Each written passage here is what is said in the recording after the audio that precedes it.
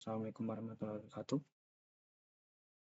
Baik, pada kesempatan kali ini saya akan membahas konsep termodinamika terkait macam-macam proses yang ada dalam termodinamika yang diturunkan berdasarkan hukum pertama termodinamika. Catatan sebelumnya terdapat catatan penting. Yang pertama itu terkait kapasitas kalor dalam volume konstan. Kapasitas kalor dalam volume konstan itu dinyatakan dalam persamaan berikut, yaitu dou Q per dou T dalam V konstan.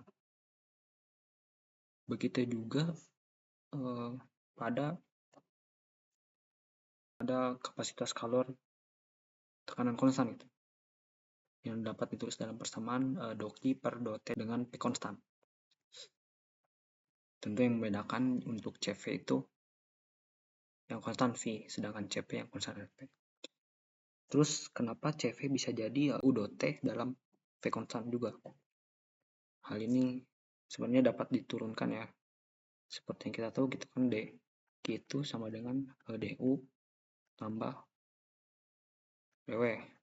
Nah, karena DW-nya tuh sama dengan DV, si V-nya itu kan konstan. Jadi perubahan V-nya akan 0. Jadi P dikali 0 ya 0. Jadi DW-nya 0. Sehingga dQ akan sama dengan DU.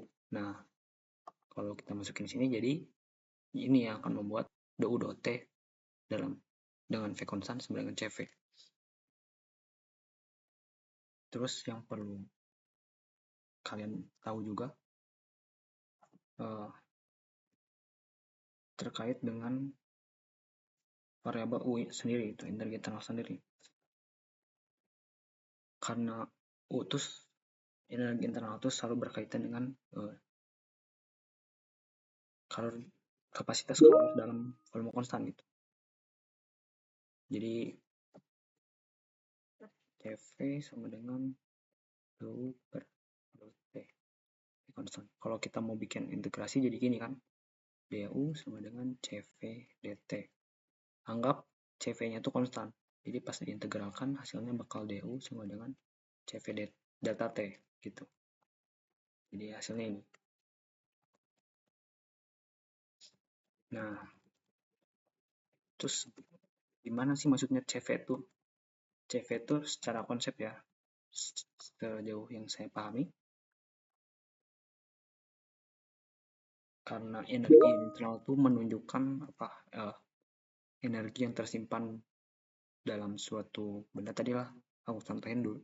Kalau sebelum di video pertama kan sebuah wadah gitu berisi gas memiliki suhu tertentu. Nah,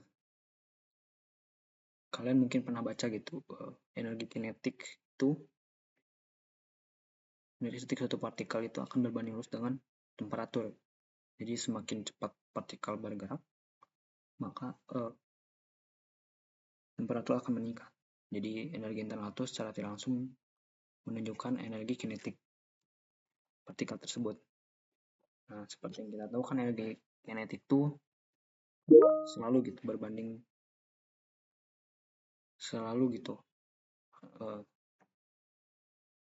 setengah dari apa misalnya. Kalau kita biasanya kan mv kuadrat gitu. Nah, kalau di ini tuh beda. Biasanya itu setengah apa misalnya. Nah, karena partikel itu kan bergerak di 3 dimensi gitu. Sumbu X, sumbu Y, sumbu Z. Nah, jadi energi kinetik yang dihasilkan secara total itu adalah 1/2 energi kinetik X untuk yang X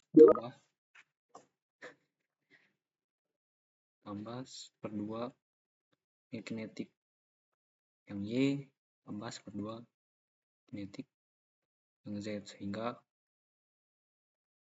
punya adalah 3/2 energi kinetik. Begitulah sederhananya. Mungkin teman-teman terkait konsep itu bisa baca buku ya. Di video ini hanya akan menekankan terkait pengenalan rumusnya. Nah, kalau perubahan dari energi internal itu selalu berkaitan dengan CV, sedangkan perubahan daripada color itu selalu akan berkaitan dengan CP. Gitu. Terus apa hubungan CV dan CP? Nanti kita turunkan.